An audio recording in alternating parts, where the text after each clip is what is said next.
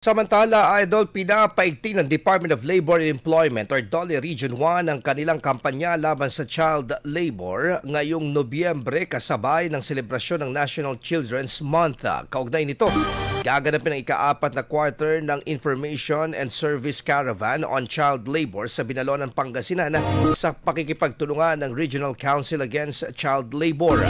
Layunin ng caravan na matulungan ang mahigit 100 na profiled child laborers at kanilang mga magulang o tagapag-alaga sa pamamagitan ng serbisyong medikal, dental, consultation sa libreng bakuna, processing ng clearances at national ID at paralegal assistance.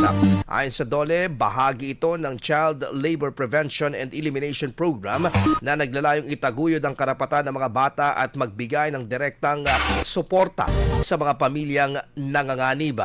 Ang caravan ay isa sa 4 na nakaplanong quarterly caravans sa bawat taon bilang bahagi ng Labor Employment Plan 2023 to 2028 upang matiyak ang pagpapatuloy na paglaban sa child labor sa rehiyon.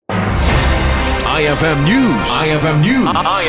IFM News.